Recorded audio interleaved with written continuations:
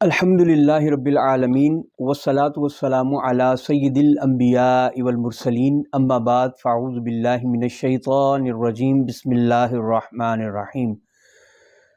معزز سامعین، عرصہ دراز سے مفتی فضل ہمدرد نامی تقیہ باز رافضی یوٹیوب چینل پہ بہت کچھ اول فول اپنی زبان سے ہرزہ سرائی کرتا ہے، صحابہ کرام علیہم رضوان کے بارے میں بڑی گندی زبان بولتا ہے۔ اکثر دوست میرے اس جملے پہ اعتراض کرتے ہیں کہ گندی زبان کیا مطلب، وہ گالیاں دیتا ہے صحابہ کرام کو۔ اصل مسئلہ یہ ہے کہ صحابہ کرام کے بارے میں شکوک و شبہات میں مبتلا کرنا، اور جہاں پہ صحابہ کرام کا ذکر ہو وہاں پہ صحابہ کا لفظ بولنے کی بجائے منافقین کا لفظ بولنا، یہ گندی زبانی ہے۔ اہل سنت و جماعت کا یہ وتیرہ نہیں ہے۔ اور پھر دوسری بات یہ ہے کہ وہ کچھ بھی کہتا رہے، کوئی بھی کچھ کہتا رہے، ہمیں اس بات پہ غصہ آتا ہے کہ تم خود کو اہل سنت کیوں کہتے ہو؟ بھئی تمہیں حضرت ابو بکر صدیق اچھے نہیں لگتے، حضرت عمر فاروق اچھے نہیں لگتے، عثمان غنی اچھے نہیں لگتے، تمہیں دیگر صحابہ کرام اچھے نہیں لگتے، تو تم جو ان کے بارے میں کہنا چاہتے ہو دلیل کے ساتھ کہو، ہم جواب دیں گے، لیکن کم از کم خود کو سنی تو مت کہو۔ اہل سنت کیوں کہتے ہو؟ کیونکہ اہل سنت کا تو یہ شیوا ہی نہیں ہے کہ وہ صحابہ کرام کے بارے میں شکوک و شبہات میں مبتلا کریں یا ان کے بارے میں گندی زبان بولیں، ان کے بارے میں ہرزہ سرائی کریں، اور ان کے بارے میں یہ کہیں کہ ان کا فلاں فیصلہ غلط تھا، فلاں فیصلہ غلط تھا، فلاں میں ان کا فہم جو ہے وہ درست نہیں تھا، اور اس طرح کی بڑی گندی باتیں جو ہے نا وہ مفتی فضل ہمدرد تقیہ باز رافضی کرتا رہتا ہے۔ اور یہاں پہ میں مرزا جیلمی کو بھی مخاطب کرنا چاہتا ہوں کہ بے ایمان آدمی، تم صرف اہل سنت و جماعت کے خلاف ہی پروپاگنڈا کرنے کے لیے یوٹیوب پہ آئے ہو، صحابہ کرام کے بارے میں گندی زبان بولنے کے لیے اور احناف کو ہی برا بھلا کہنے کے لیے اور ان کے بارے میں پروپیگنڈا کرنے کے لیے بریلویوں کے بارے میں دنیا میں آئے ہو، اور یوٹیوب پہ آئے ہو کہ صرف تم ان کے بارے میں بکواسات کرو گے۔ اور ہم تو یہ سمجھتے ہیں، لوگ اکثر نہیں سمجھتے، ہم تو یہ سمجھتے ہیں کیونکہ چھوٹے موٹوں سے تمہیں کیا لینا دینا، تمہیں تو اسی کے خلاف پروپیگنڈا کرنا ہے نا جو تمہیں تنگ کرتا ہے، جو زمانے میں مقبول عام ہے، جو وہ جماعت ہے کہ جس جماعت پہ اللہ کا ہاتھ ہے، اور نبی کریم صلی اللہ علیہ وسلم نے 72 فرقوں کے مقابلے میں اسے جنتی بولا ہوا ہے، اور وہ اہل سنت و جماعت ہے۔ اور دلیل اس کی یہ ہے، بارہا میں کہہ چکا کہ مرزا جیلمی خود کو اہل سنت و جماعت کہتا ہے۔ اگر اہل سنت و جماعت ان 72 فرقوں کے مقابلے میں 73واں اور جنتی فرقہ نہیں ہے، ناجی جماعت نہیں ہے، تو پھر اس کو کیا ضرورت پڑی ہے جو کہتا ہے نام ہے وہابی، نام ہے بابی، میں ہوں مسلم علمی کتابی؟ اس کو تو پھر خود کو مسلم ہی کہنا چاہیے نا۔ یہ اپنے پمفلٹ پہ بھی لکھتا ہے اہل نوجوان آنے اہل سنت اسلام آباد، اور یہ اس کی ویب سائٹ کا نام بھی یہی ہے اہل سنت پاک.com۔ تو اس کا مطلب ہے اہل سنت کوئی شے ہے، کوئی حقیقت ہے، تو اسی لیے اس بدنام زمانہ کو بھی خود کو سنی کہنا پڑتا ہے۔ اسی طرح یہ مفتی دکھ درد ہے، فضل ہمدرد ہے، کہ اس کو بھی خود کو اہل سنت کہنا پڑتا ہے۔ تو میں اس کی ایک ویڈیو دیکھ رہا تھا جس میں اس نے کہا کہ میں نے باغ فدق پہ متعدد ویڈیو بنائی ہیں، اور میں نے ثابت کیا ہے کہ باغ فدق جو ہے نا وہ سیدہ فاطمہ الزہرا رضی اللہ تعالی عنہا کا حق تھا۔ یہ بندہ اس بات میں جھوٹا ہے۔ ہمارا چیلنج ہے، ہمارا اہل سنت و جماعت کے علماء کا، اکابرین کا، آج سے نہیں 14 صدیوں سے چیلنج ہے کہ اگر کسی نے اپنی ماں کا دودھ پیا ہے نا، اور اگر کوئی کسی کا پڑھا ہوا ہے اور کہتا ہے کہ میں قم سے پڑھ کے آیا ہوں، یا میں تم سے پڑھ کے آیا ہوں، یا میں کلینی کا پڑھا ہوا ہوں، اس کا شاگرد ہوں، یا اس کے سینہ بہ سینہ فیض مجھ تک پہنچا ہے، یا میں کسی اور کا یونیورسٹی سے پڑھا ہوا ہوں، تو ہم اسے کہتے ہیں کہ ہمارے سامنے بیٹھو اور قرآن مجید فرقان حمید کی ایک آیت ایسی پڑھ دو کہ جس سے سیدہ فاطمہ الزہرا رضی اللہ تعالی عنہا کا حق باغ فدق میں ثابت ہوتا ہو بطور وراثت۔ یہ ہمارا دعویٰ ہے، اور اللہ کے فضل سے ادھر سے پکڑیں گے، ادھر سے پکڑیں گے، یوں کریں گے، ووں کریں گے، لیکن ایک آیت قرآن مجید کی یا رسول اللہ صلی اللہ تعالی علیہ وسلم کی ایک حدیث ایسی نہیں پڑھ سکتے، سارے ذخیرہ حدیث سے صحیح الاسناد ایک حدیث نہیں پڑھ سکتے کہ جس سے یہ ثابت ہو کہ یہ باغ سیدہ فاطمہ الزہرا رضی اللہ تعالی عنہا کا، آپ کے بچوں کا، یا مولا کائنات علی المرتضیٰ شیر خدا رضی اللہ تعالیٰ عنہ کا حق ہے بطور وراثت. یہ ہمارا دعویٰ ہے، یہ ہمارا چیلنج ہے.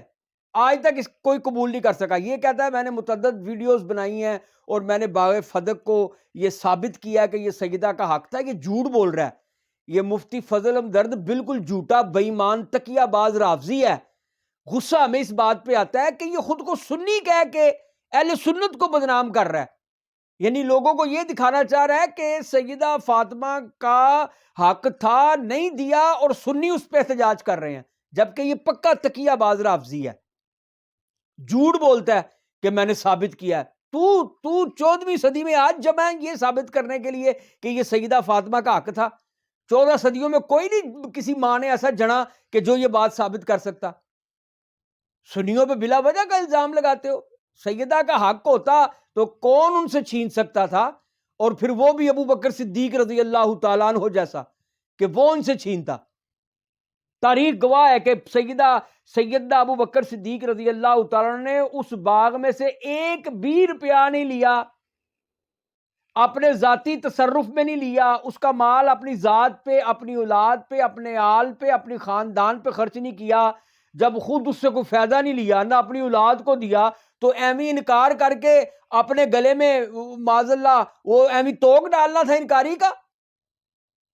بھئی یہاں تو ہوتا نا کہ خود استعمال کرتے، اپنی اولاد کو، اپنی آل کو، اپنے خاندان کو، اہل بیت کو، اپنی کو، اپنے گھر والوں کو فائدہ دیتے. تو پھر تو کہا جاتا نا دیکھو جی یہ مال لے لیا، سیدہ کو انکار کر دیا اور سارا اپنے پیٹے ڈال لیا. پھر تو کوئی سمجھ آتی جی اس وجہ سے لیا تھا کہ اپنے بچوں کو دینا تھا. تو جب تاریخ کہے کہ 1 روپیہ بھی اس میں سے 1 ٹکا بھی نہیں لیا، اولاد کو بھی نہیں دیا، اپنے گھر والوں کو بھی نہیں دیا، اپنے تصرف میں بھی نہیں رکھا، بایمانہ کہ خود اپنے لیے استعمال کریں، خود کھائیں، بایمانہ تصرف، تو پھر کیا ہے بلا وجہ بدنام ہونے کے لیے سیدہ کو انکار کیا تھا؟ اتنی سمجھ نہیں ہے تمہیں. اور پھر تمہیں کس نے قول فیصل بنا دیا کہ جی میں نے ثابت کیا؟ کیا تمہیں کسی نے کہا کہ تم آؤ جناب یہ ہم سے مسئلہ حل نہیں ہو رہا، باغ فدق کا وہ سیدہ فاطمہ کا معاملہ رہ گیا، مولا کائنات کا ان کے بچوں کا معاملہ رہ گیا، تو مفتی فضل ہمدرد صاحب آپ تشریف لائیں، آپ تو فقیہ امت ہے، 14 صدیوں میں کسی ماں نے ایسا جنا ہی نہیں جیسے آپ ہیں. تو لہذا وہ یہ 14 صدیوں سے جو معاملہ لٹکا ہوا ہے نا، آپ مہربانی فرمائیں، آپ آئیں اور آپ آ کے اس مسئلے کو حل کریں.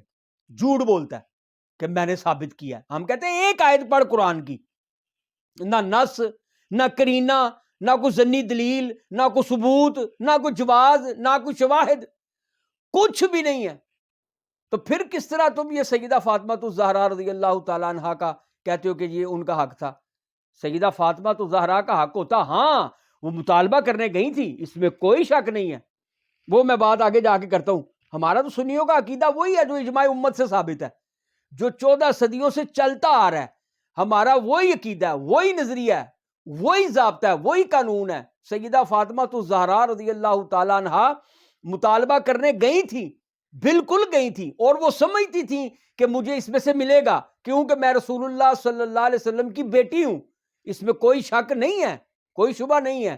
لیکن حضرت ابو بکر صدیق رضی اللہ تعالیٰ نے جب انہیں حدیث سنائی کہ ہم انبیاء اپنا ترکہ نہیں چھوڑتے، ہمارا جو بھی ہوگا وہ صدقہ ہے امت کے لیے، اور تم کہتے ہو کہ تم نے ثابت کر دیا ہے متعدد ویڈیو بنا کے.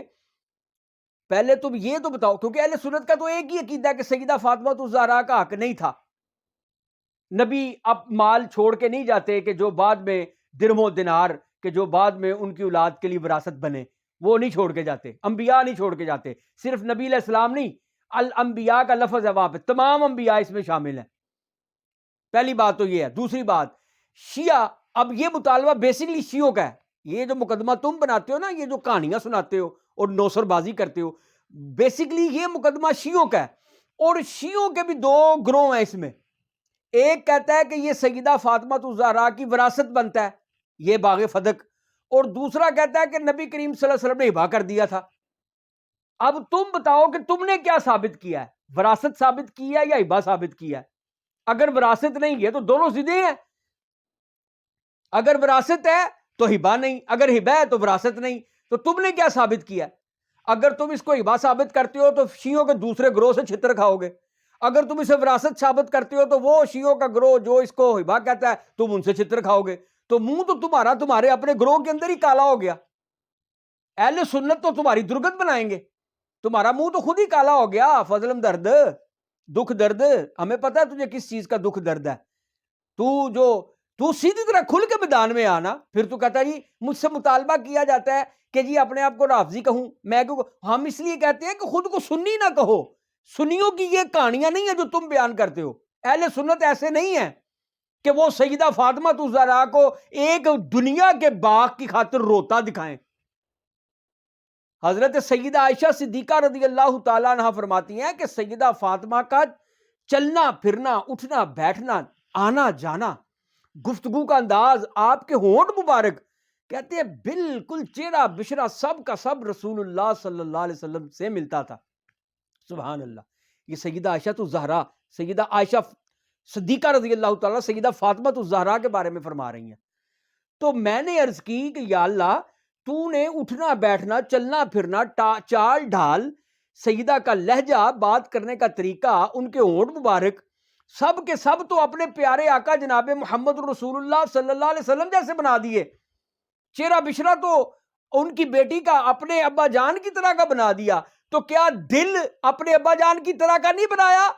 تو آواز آئی کہ تو بے وقوف ہے، کہ تو اگر سیدہ کے دل کو دنیا دار سمجھتا ہے اور جو باغوں کے لیے روتی ہے وہ محمد عربی کی بیٹی ہو نہیں سکتی. تم کیوں سیدہ فاطمہ الزہرا کے بارے میں یہ الزامات لگاتے ہو کہ وہ باغ کی خاطر روتی رہی اور اس شخص سے قطع تعلق کر لیا کہ جو محمد عربی صلی اللہ علیہ وسلم کا غلام ہے؟ جہاں حضور کھڑا کریں وہاں پہ کھڑے ہوتے ہیں، جہاں پہ بٹھائیں وہاں پہ بیٹھ جاتے ہیں. حضرت ابوبکر صدیق رضی اللہ تعالیٰ عنہ، قیامت تک اسلام مقروض ہے جناب سیدنا ابوبکر صدیق رضی اللہ تعالیٰ عنہ کا. اور تم سیدہ فاطمہ کے معاملے میں ان کو جی وہ ان کا خطبہ میں شامل ہے، سارے خطبے بعد میں گھڑے گئے ہیں. تم یہ کہتے ہو کہ سیدہ فاطمہ الزہرا اس دنیاوی باغ کے لیے 6 گھنٹے وہاں پہ کھڑی ہو کے تقریر کرتی دربار میں، اور بعد میں تم نے رجوع کیا کہ جی وہ دربار سے مراد یہ ہے کہ جہاں پہ بھی آپ بیٹھے ہوں گے وہ دربار ہی ہوگا نا، وہ بادشاہ یا امیر المومنین. بھی تمہارا تک ہی بنتا. ابو بکر صدیق رضی اللہ تعالیٰ درباروں میں بیٹھنے والے تھے یا تخت لگانے والے تھے. یہ تمہارا یہ دھوکہ ہے، یہ بے ایمانی ہے. محمد عربی صلی اللہ علیہ وسلم کی بیٹی کو تم ایک باغ کے چکر میں روتا تڑپتا اور مظلومانہ ان کو شو کرتے ہو اور ان کے بارے میں کہتے ہو جنہوں نے قطع تعلق کر لیا. نبی کی بیٹی نے، بے ایمان آدمی، دھوکے باز، مردود. تم سیدھی طرح کہو کہ تم رافضی ہو. ایویں تقیہ کرنے کا کیا مطلب ہوا؟ ایویں ہمارے کھاتے میں مفت کر ڈالتے ہو. کل کو لوگ جب مر جاؤ گے تو کل کو تمہارے شیعہ جو ہیں وہ تمہارے کلپ کاٹ کاٹ کے یہ اہل سنت کے ایک عالم نے وہ بھی وہی کہا جو ہم کہتے ہیں. یہ تمہارا خانہ خراب اصل میں یہ ہوتا ہے. اور کل کو ہم نے یہ بھگتنی پڑتی ہے. اگر آج تمہارے منہ پہ جوتے نہ مارے، تمہیں آج ننگا نہ کریں، تمہیں آج ہمارے علماء حضرت فاتح منگولیت، مفتی اہل سنت، سرمایہ اہل سنت، فقیہ العصر، شیخ الحدیث و تفسیر حضرت علامہ مولانا مفتی راشد محمود رضوی دامت برکاتہ العالیہ نے تمہارے بارے میں بھی شروع کیا ہے. اور الحمدللہ 1-2 کلپ وہ تمہارے لیے کافی ہیں. وہ تمہاری منجی ٹھک جائے گی انشاءاللہ. تمہیں کسی کو منہ دکھانے کے قابل نہیں چھوڑیں گے اللہ کے فضل و کرم سے. تم اتنے بے ایمان آدمی ہو. اور غصہ ہمیں صرف اس بات کا ہے، سارے بھونکتے پھرتے ہیں شیعہ کتنے صدیق و فاروق رضوان اللہ تعالیٰ علیہ مجمعین کے بارے میں بھونکتے پھرتے ہیں. ہمیں غصہ آتا ہے ان پہ، لیکن وہ کم از کم ہمیں یہ تو پتا نا کہ یہ رافضی ہے، یہ اس کا تو کام ہے بھونکنا. تو خود کو سنی کیوں کہتا ہے؟ تو نے جتنا بھونکنا ہے بھونک، اپنا گلا خراب کر، اپنی قبر خراب کر، اپنی آخرت خراب کر، اپنا ایمان خراب کر، لیکن خود کو سنی تو نہ کہے بے ایمان آدمی. سیدہ فاطمہ الزہرا رضی اللہ تعالیٰ عنہ کے بارے میں کہ جی وہ باغ اور یہ اور وہ، اور پھر کہتا ہے یہ تو میں نے بخاری سے دلائل دی ہیں کہ سیدہ اپنا مطالبہ کرنے گئی تھیں یا نہیں گئی تھیں. بے ایمان آدمی، کچھ خدا کا خوف کر. تجھ میں اتنی غیرت دینی نہیں ہے کہ تو کس طرح کی بات کر رہا ہے؟ کیا کسی نے انکار کیا ہے کہ سیدہ نے مطالبہ نہیں کیا؟ یہ 2 لفظی بات ہے. اگر تو یہ کہے کہ اہل سنت تو حضرت فاطمہ الزہرا رضی اللہ تعالیٰ عنہ کے مطالبے کا ہی انکار کرتے ہیں کہ مطالبہ کیا ہی نہیں، تو پھر تو کہہ سکتا ہے کہ جناب تم کہتے ہو مطالبہ نہیں کیا، لاؤ میں تمہیں بخاری سے یا دیگر کتب سے ثابت کرتا ہوں کہ انہوں نے مطالبہ کیا. پھر تو بات ہے. تو جب اہل سنت میں سے کسی نے اس بات کا انکار کیا ہی نہیں کہ سیدہ نے مطالبہ نہیں کیا، ہم تو کہتے ہیں سیدہ فاطمہ الزہرا نے مطالبہ کیا. آپ نے حضرت ابوبکر صدیق سے مطالبہ کیا، سوال کیا، تو تم کیسے کہتے ہو جی میں نے بخاری سے ثابت کر دیا؟ بخاری سے تب ثابت کرو جب ہم منکر ہوں، تو ہم تو کہتے ہیں کہ سیدہ فاطمہ الزہرا نے مطالبہ کیا، اور تم نے کون سے ایسے دلائل دے دیے کہ جس سے بندہ لاجواب ہو جائے؟ ہم تو پہلے ہی اقرار کیے بیٹھے ہیں کہ سیدہ فاطمہ الزہرا نے مطالبہ کیا تھا، اور وہ اپنے آپ کو اس مطالبے میں مطالبہ کرنے کا اہل سمجھتی تھی، ان کے پاس قرآن سے نص تھی۔ اور وہ جو تم نے کہا نا کہ جی وہ سیدہ کے خطبے میں یہ بات شامل ہے، خطبہ سارا بعد میں گڑھا گیا ہے اور کتب میں شامل کیا گیا ہے، تمہیں ایک کی بھی سند نہیں پڑھ سکتے اللہ کے فضل و کرم سے، ایک کی بھی سند نہیں پڑھ سکتے اور اس کو صحیح ثابت نہیں کر سکتے جو خطبے تم لیے پھرتے ہو۔ اور تم نے کہا کہ اس خطبے میں ایک یہ بھی ہے کہ سیدہ فاطمہ نے فرمایا اے ابوبکر تمہارے والد کی وراثت تقسیم ہو سکتی ہے؟ آج ہی ہو سکتی ہے۔ تو نے کہا میرے والد گرامی جناب محمد رسول اللہ صلی اللہ علیہ وسلم کی وراثت کیوں نہیں تقسیم ہو سکتی؟ یہ تم نے کہا ہے نا۔ تو ہم تو کہتے ہیں مطالبہ کیا، لیکن اب مسئلہ یہ ہے کہ سیدنا ابوبکر صدیق نبی نہیں ہے۔ یہاں پہ تم نے ایک بات اور کی، مفتی فضل احمد درد نے، اس نے کہا کہ اگر میں دنیا میں اپنے بیٹے کو کچھ نہیں دیتا، وہ مجھ سے کچھ مانگتا ہے تو میں اس کو انکار کر دیتا ہوں، تو کیا میری موت کے بعد اب اس کا مطلب یہ نکلے گا کہ دنیا میں نہیں دیا تھا تو اب اس کی وراثت میں بھی، وہ اپنی زندگی میں نہیں دیا تھا تو اب مرنے کے بعد اس کی وراثت میں بھی اس کو کچھ نہیں ملے گا؟ تو بھی نبی نہیں ہے۔ مطلب تو اس طرح تو کہتا ہے اہل بیت کا بڑا مقام ہے، اہل بیت کا بڑا مقام و مرتبہ ہے، صحابہ کہ ان کے آگے کیا حیثیت ہے، اہل بیت تو وہ ہیں کہ وہ جو ہر معاملے میں حضور صلی اللہ علیہ وسلم ان کو آگے کرتے تھے، تو اس معاملے میں تو اہل بیت کو اپنے ساتھ ملا لیتا ہے۔ مطلب لوگوں کو دھوکہ دینے کے لیے، پروپیگنڈا کرنے کے لیے، نوسر بازی کرنے کے لیے یہاں پہ تو صحابہ کرام حضرات اہل بیت اطہار کو اپنے ساتھ ملا لیتا ہے کہ جیسا تو فضل ہمدرد ہے ویسے ہی صحابہ کرام اہل بیت ہے۔ بھئی تو نبی نہیں ہے، حضور صلی اللہ علیہ وسلم نبی ہے، تیری اولاد نبی کی اولاد نہیں ہے، جبکہ رسول اللہ صلی اللہ علیہ وسلم کی اولاد وہ ہے کہ جو اہل بیت کہلاتے ہیں اور نبی کے گھر والے ہیں، نبی علیہ الصلوۃ والسلام کی اولاد ہے۔ تیرا سٹیٹس اور ہے، نبی کا سٹیٹس اور ہے، نبی کے گھر والوں کا سٹیٹس اور ہے، تیرے گھر کا سٹیٹس اور ہے۔ تو روز جھولیاں اٹھا کے اللہ کی بارگاہ میں دعا کرتا ہوگا یا اللہ اتنا دے کہ میری اولاد کا کھا کے کھانا خراب ہو جائے، اتنا مال دے کہ یہ رکھ کے جو ہے نا ان کے کمرے بھر جائیں، دھانکوں کی دھانکیں لگ جائیں، یا اللہ اتنا مال دے میری اولاد کو جو ہے نا بھوکا نہ رکھیں۔ کیوں کہ یہ تیرے گھر کا سٹیٹس ہے۔ رسول اللہ صلی اللہ علیہ وسلم کا سٹیٹس یہ نہیں ہے۔ رسول اللہ صلی اللہ علیہ وسلم نے اپنی اولاد کے لیے مال نہیں مانگا۔ پھر تو نے خود اقرار کیا، اسی کلپ میں اس کا وہ لنک لگاؤں گا کہ ڈسکرپشن میں، اس میں تو نے خود کہا کہ نبی کریم صلی اللہ علیہ وسلم جب بھی کوئی اسلام پہ مشکل مرحلہ آتا تھا تو آپ صحابہ کرام کی بجائے اہل بیت کو آگے کرتے تھے، حضرت حمزہ کو آگے کرتے تھے، حضرت عباس یا عبداللہ ابن عباس کو آگے کرتے تھے، یا مولا کائنات کو، سب سے پہلے مولا کائنات کو تو نے کہا متعدد بار ان کو آگے کرتے تھے۔ اور وہ بتانا یہ چاہتے تھے، تو نے کہا کہ نبی کریم صلی اللہ تعالیٰ علیہ وسلم بتانا یہ چاہتے تھے کہ میں یہ اولاد کے لیے مال جمع نہیں کر رہا، اور نہ ہی سب کچھ میں اولاد کے لیے کر رہا ہوں، بلکہ سب کچھ دین کے لیے کر رہا ہوں۔ یہاں پہ تو نے خود کہا، لنک میں بھیج دوں گا، کوئی لمبا کلپ نہیں ہے، تیرا دنیا سن سکتی ہے اور تجھے اس پہ لاجواب کر سکتی ہے، کہ تو نے کہا کہ حضور نے فرمایا کہ میں اولاد کے لیے مال جمع نہیں کر رہا۔ جب اولاد کے لیے نہیں کر رہے تو کیوں ماما بن رہا ہے باغ فدق کا؟ جب تو اپنے منہ سے اقرار کر رہا ہے کہ حضرت نبی کریم صلی اللہ علیہ وسلم خود فرما رہے ہیں کہ میں اولاد کے لیے مال جمع نہیں کر رہا، میں سب کچھ اولاد کے لیے نہیں بلکہ سب کچھ دین کے لیے، اپنی امت کے لیے کر رہا ہوں، تو پھر تو کیوں کہتا ہے کہ حضور صلی اللہ علیہ وسلم نے مال جمع کیا اور وہ مال جو ہے وہ سیدہ فاطمہ الزہرا کا حق تھا؟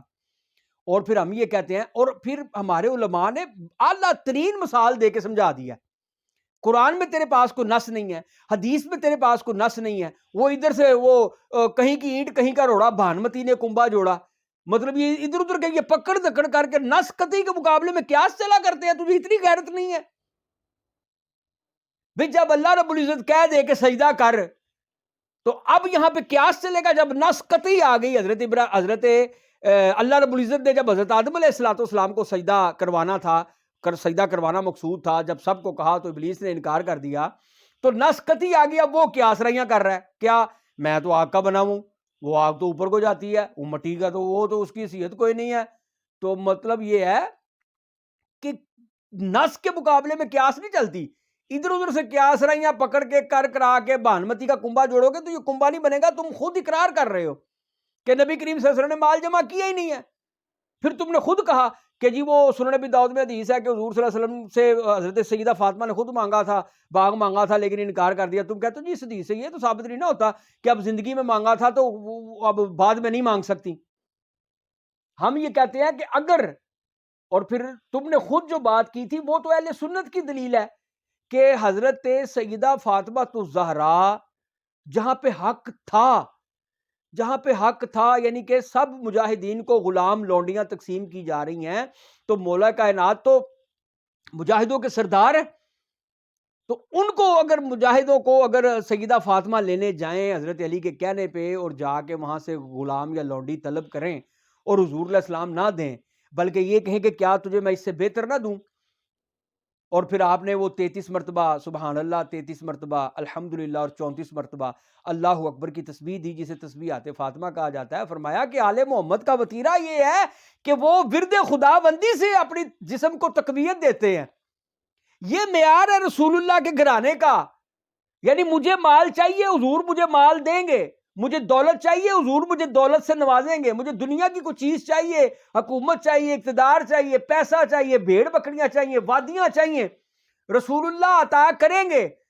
اور اگر ان کی اولاد کا بھی حق ہوگا تو تب بھی نہیں دیں گے. تو جب حق ہی نہ ہو، جب قرآن نے فیصلہ کر دیا اور اس کے مصارف بیان کر دیے کہ یہ مال جو ترکہ ہے جو رسول اللہ صلی اللہ علیہ وسلم کا ہے وہ ان افراد میں تقسیم ہوگا اور وہ ہوتا رہا، تو پھر تم کس منہ سے کہتے ہو کہ جی وہ اگر حضور نے اس وقت حضور کو کنیز یا لونڈیاں آپ نے عطا نہیں فرمائی تو اس کا مطلب یہ تھوڑی ہے کہ وہ وراثت لینے گئی تھی تو نہیں عطا فرمائیاں، ان کا حق نہیں تھا. ہم کہتے ہیں کہ یہاں پہ حق تھا لیکن حضور نے انکار فرما دیا.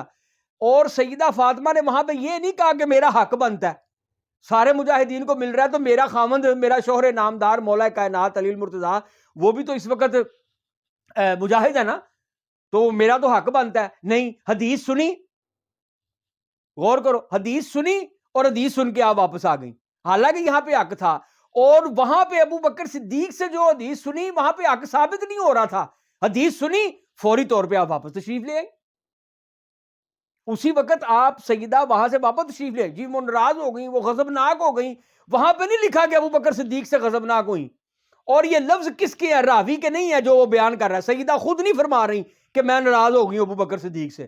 وہاں پہ یہ ہے کہ غضبناک ہوئیں، کس پہ ہوئیں نہیں لکھا ہوا. اب تم کہتے ہو اگر غضبناک ہوئی لکھا ہوا ہے تو وہ کس پہ، کس کے؟ ابو بکر صدیق سے ہی مخاطب تھی نا، تو ابو بکر صدیق پہ ہی ہوئی ہوں گی. ہم یہ کہتے ہیں کہ اگر ہوئی ہوں گی، قیاس رائی کرتے ہو تو یہ بھی تو کہا جا سکتا ہے کہ سیدہ خود پہ غضبناک ہوئی ہوں گی. کیوں؟ کہ ان کے علم میں یہ حدیث نہیں تھی.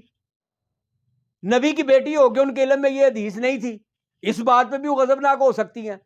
اور اگر غضبناک ہوئی بھی تو کیا آپ نے یہ مطالبہ جاری رکھا؟ پھر تم کہتے ہو کہ جی حضرت علی المرتضیٰ شیر خدا رضی اللہ تعالیٰ عنہ نے اپنے دور میں باغ اس لیے نہیں لیا. جی اہل سنت یہ جو اعتراض کرتے ہیں کہ اگر یہ ان کا حق تھا تو اپنے دور میں کیوں نہیں لیا، کہتا وہ فتنے کو روکنے کے لیے نہیں لیا کہ بعض جائز کام جو ہے نا وہ حدیث سے ثابت ہے کہ جائز کام جو ہے نا وہ اس سے رکا جا سکتا ہے فتنے سے بچنے کے لیے. یہ بات اس نے اسی کلپ میں کی ہے، انشاءاللہ میں اس کا لنک بھیجوں گا. اور اس پہ اس نے دلیل پہ 1583 نمبر حدیث بخاری کی پیش کی ہے اور کہا کہ مسلط کے تحت جائز کام چھوڑا جا سکتا ہے. نبی علیہ السلام نے ایسا دینی کام جو جائز تھا، آپ کی پسند بھی تھی، آپ نے وہ کام نہیں کیا. اور اس پہ اس نے پھر وہ سیدہ عائشہ والی حدیث کے حضور صلی اللہ علیہ وسلم نے فرمایا کہ اے عائشہ اس قوم نے یہ جو ہے نا یہ جو کعبے کی تعمیر کی تھی نا یہ بنائی ابراہیم پہ نہیں کی تھی، وہ جو حتیم ہے اس کو چھوڑ دیا تھا. تو سیدہ عائشہ صدیقہ نے فرمایا کہ یا رسول اللہ، عرض کی یا رسول اللہ آپ اسے بنا لیتے، بنائی ابراہیم پہ بنیاد کو قائم کر دیتے. آپ نے فرمایا کہ میں نے نہیں کیا. وہ اس لیے نہیں کیا کہ تمہاری قوم جو ہے نا وہ کفر کے زمانہ کے بالکل قریب ہے، اگر میں یہ کام کرتا، اگر یہ کفر کے قریب نہ ہوتے تو میں یہ کام کر کے رہتا. لیکن ابھی چونکہ یہ نئے نئے مسلمان ہوئے ہیں، لوگوں کا اسلام پختہ نہیں ہے، تو ہو سکتا ہے کہ اس میں فتنہ پھیل جائے. اب مسئلہ یہ ہے، اس بات کو دلیل بنا کے یہ کہتا ہے کہ حضرت علی المرتضیٰ شیر خدا رضی اللہ تعالیٰ نے یہ مطالبہ نہیں کیا.